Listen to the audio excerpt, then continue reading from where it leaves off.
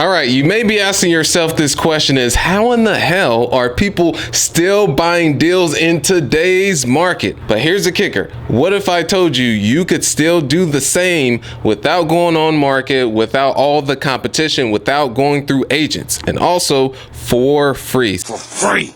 So you'll definitely want to stay tuned until the very end to get those insights. But first and foremost, as you're coming in, hit that like button, literally Hulk smash that like button. We'll jump right into it. And to start things off with word of mouth, not word of mouth, as Ludacris would say with an F, and going out there and telling everyone what you do, whether that's at church. Can I get an amen? Amen, hallelujah. That's at Walmart. For instance, if you run into someone and spark up a conversation, it's at a barbecue. However, before all this, you want to have your criteria dialed in of what type of property that you're looking for, what neighborhood, what area, what size of the property. That way, when you're having these conversations, you can be dialed in and they know what to look for. Or if they overhear a certain conversation, then they can bring that lead specific to you because they know what you're actually looking to purchase. And this is exactly how I bought my very first property. Is shout out to Sean. Met him at a event, sparked up a conversation, continued to nurture that relationship, told him what I was looking to buy, and he just happened to come across a motivated owner of a property that he ended up converting them to a seller, and then presented me the deal. I presented it to my mentor at that time because I had no money in my bank account. I actually had negative funds. However, ended up finding someone to front the purchase price as well as the renovations, and then that's how I was able to get my foot in the door. And I do want to mention lastly is that when you go to specific events, let's say it's a real estate investing meetup, is going in with a intention. Call me. Whether you're going to a real estate focused meetup, or let's say it's passive investors, or let's say it's entrepreneurship, is going in with the intention. That way you're able to get the most out of it and be very productive.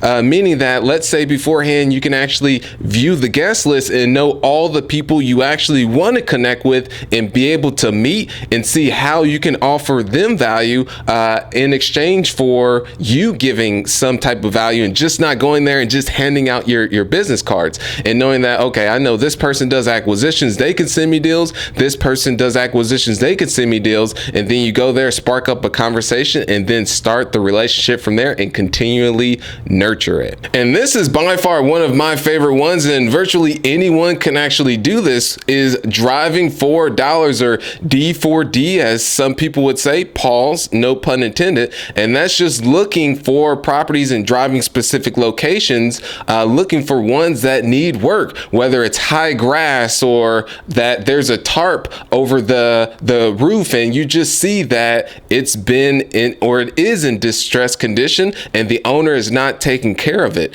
And there's free resources out there to be able to find who owns these properties. And as long as you have internet, you're good to go, where you can search on the county website, that type in that specific property and find who owns it, whether it's in an LLC, so a corporation, or they may have it owned in their personal name, which if it's owned in their personal name, that's something that you definitely want to be able to go after, whether they may be a homeowner, but let's say it's a multi-unit property and they own it in their personal name. Now, this is where you can skip trace to then get their contact information. And there's other free resources in order for you to be able to get this information too.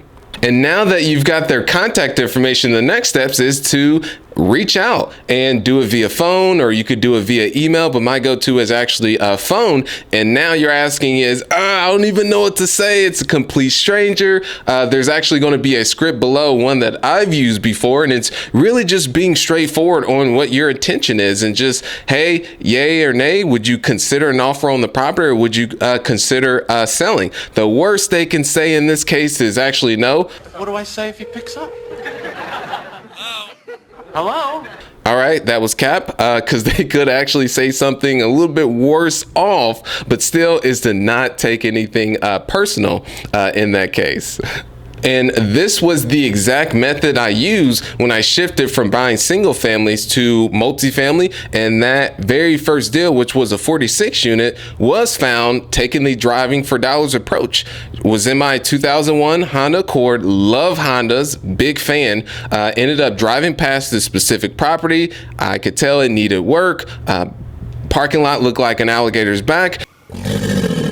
Went to the public directory, saw that it was owned an LLC, ended up finding who owned that LLC or who filed it, and then reached out to them directly and asked them whether or not they were considering or they would be open to selling their property. Yay or nay?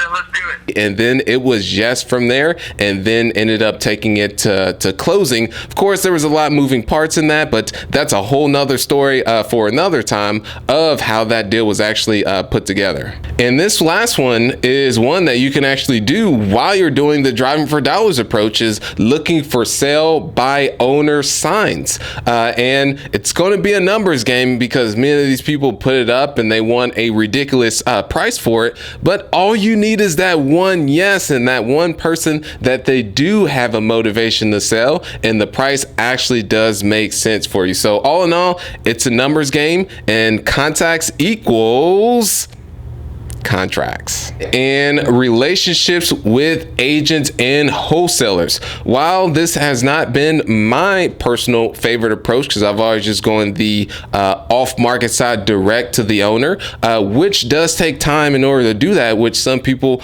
just have other things that are going on, so they're not able to devote the time to building something out such as that. So just going through a wholesaler or agent who does all that upfront work for you, and just nurturing the relationship with them. So one, any given market, there's 20% of the agents that are doing 80% of the volume. So you can find that 20% and establish a relationship with them. That way they can start sending you deals. Or you can find an agent that's up and coming and you see that they're very hungry, and that could be someone, or you can actually take the hybrid approach in that case and nurture both relationships with multiple individuals. That way you have a large enough pipeline of deals that are coming in. You got to get in action, baby. You got to move forward, not backwards, okay? Because now you have a higher probability of finding a property that actually makes sense on the numbers. So I appreciate you all so much. Let me know how you think of this new setup that I actually just recently set up. On your way out, hit that subscribe button. Actually, smash that like button, smash the like button and subscribe button. But till then, appreciate you so much. Keep being awesome. Thank you.